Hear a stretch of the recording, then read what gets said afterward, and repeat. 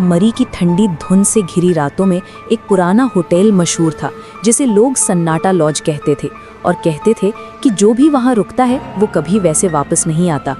अली, जो एक travel vlogger था, अपने दोस्तों की वार्निंग्स को नज़रअंदाज करते हुए वहाँ रात गुजारने का फैसला करता है, क्योंकि उसे लगता था कि ये सिर्फ अफवाहें हैं।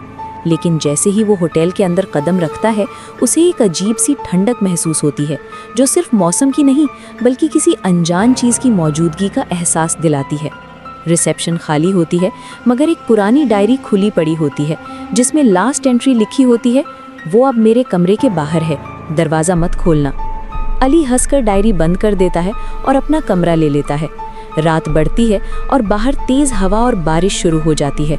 अचानक उसे कॉरिडोर में कदमों की आहट सुनाई देती है, धीमी, घसीट कर चलने वाली चाल, जैसे कोई जख्मी हो। वो दरवाज़ा खोलता है, मगर बाहर कोई नहीं होता, सिर्फ लंबी अंधेरी गैलरी और हिलती हुई ट्यूबलाइट।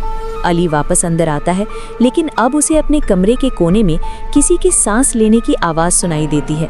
वो फ्लैशलाइट उठाता है और रोशनी डालता है, लेकिन वहाँ कुछ नहीं होता।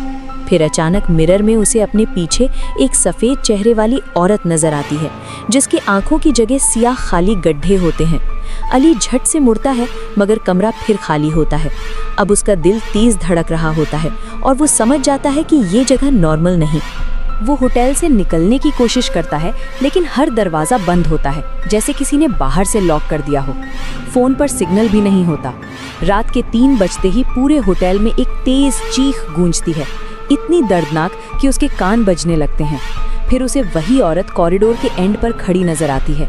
इस बार वो धीरे धीरे उसकी तरफ चल रही होती है। उसके पाँव ज़मीन को टच नहीं कर रहे होते। अली भागने लगता है, मगर कॉरिडोर लंबा होता जाता है, जैसे कभी ख़त्म ही नहीं होगा। उसे हर दरवाजे के पीछे से लोगों की मदद के लिए चीखने की आवाज़ आती है, जैसे होटल में फंसे हुए रूहें उसे बुला रही हों। जब वो थक कर रुकता है तो वो औरत उसके बिल्कुल सामने होती है और हल्की सी मुस्कुराहट के साथ कहती है, तुम भी अब यहाँ के मेहमान हो, हमेशा के लिए। उसके बाद सब कुछ अंधेरा हो जाता है।